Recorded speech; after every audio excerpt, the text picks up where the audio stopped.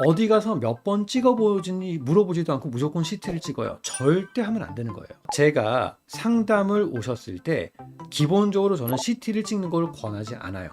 왜냐?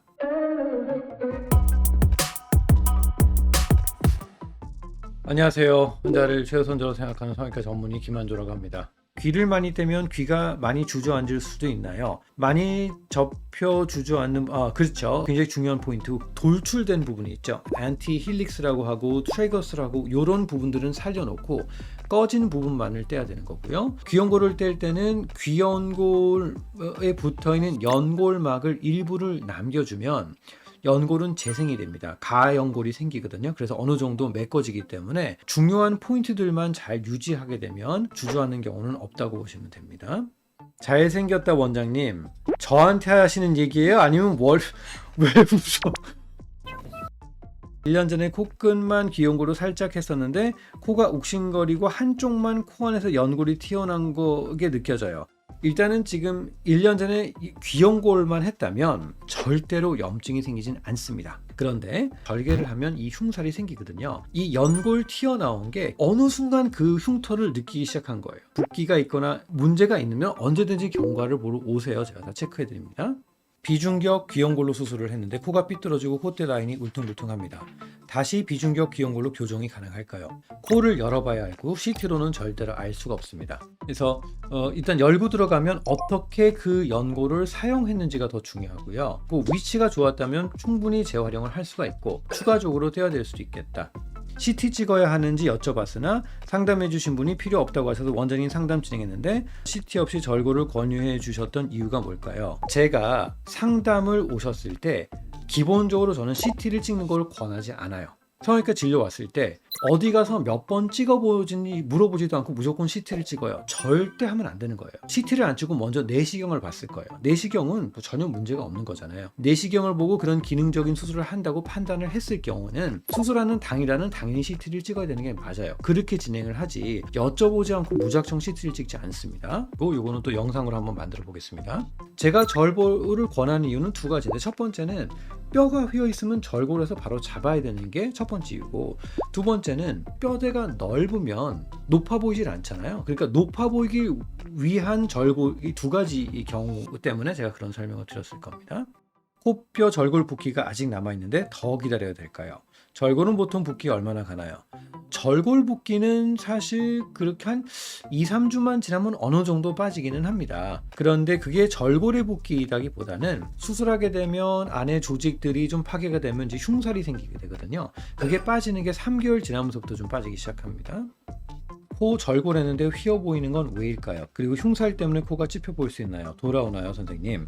일단 수술한 기간에 따라 좀 다르고요. 흉살이 풀리기 시작하는 건 6개월 정도 지나면 어느 정도 풀리는데 그 기간 내라면 좀 더 지켜봐야 되는 거고, 6개월이 지난 상태라면 다른 원인들을 좀 찾아봐야 될 것 같습니다.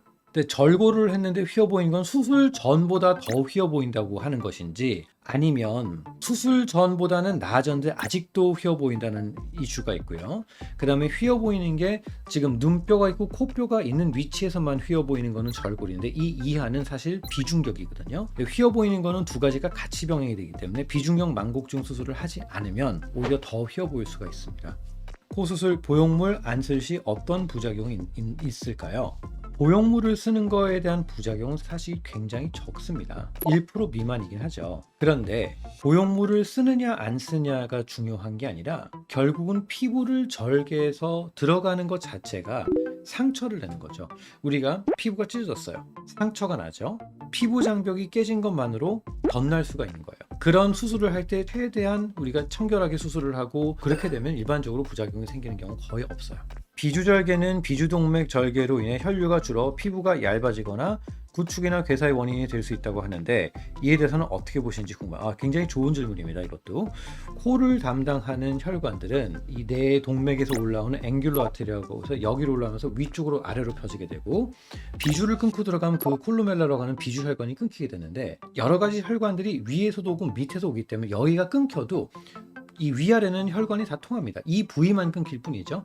다 재생돼서 들어가기 때문에 구축이 있거나 괴사가 있는 사람에게서는 이런 절개를 굉장히 조심해야 됩니다만, 저한테 13번째 오셔서 재수술 하셨던 분이 있는데 그분도 아주 깔끔하게 잘 됐어요. 마취에 관한 정보도 좀 올려주시면 좋겠습니다. 어떤 식으로 다뤄지는지 궁금합니다. 보편적으로 우리가 수면 마취라고 하는 영역에서 제일 많이 사용하는 약물이 몇 가지가 있습니다. 첫 번째는 프로포폴이라고 여러분들이 잘 알고 있는 우유주사, 중독성이 있다고 하는. 두 번째는 케타민이라는 게 있고요. 마지막으로는 미다졸람이라고 세 가지가 있습니다. 그 세 가지 조합을 어떻게 잘 섞느냐에 따라서 마취하면서 느끼는 그 통증이나 정도가 좀 달라지는데, 중간중간에 모든 사람이 어떤 약물에 반응하나는 좀 틀리거든요. 그래서 그 환자 개개인마다 용량을 좀 조절을 하면서 수술을 하게 됩니다. 코 수술 상담할 때 우울증 여부를 물어보는 이유는 왜인가요? 이거는 수술 자체가 궁극적인 문제를 해결하는 게 아니었어요. 다른 방법으로 해결을 해보자라고 제가 그 환자분한테 제안을 했고, 지푸라기로 잡는 심정으로 하고 싶다고 말씀하셨는데, 사실 성형외과 의사 입장에서는 그런 상태 수술하는 거 정말 감신장 아니면, 저도 제가 경력이 20년인데 너무 불안해요. 만약에 이분께 혹시라도 부작용 문제가 생기면 걷잡을 수 없어져요. 그래서 그런 부분들을 좀 조언을 하고 제가 상담을 했던 경우였습니다. 모든 경우에 그런 건 아니고, 저희가 상담을 할 때는 그 환자의 말하는 태도나 앉아있는 자세와 말투나 여러 가지를 보면 그 직업병이에요. 어쩔 수 없습니다.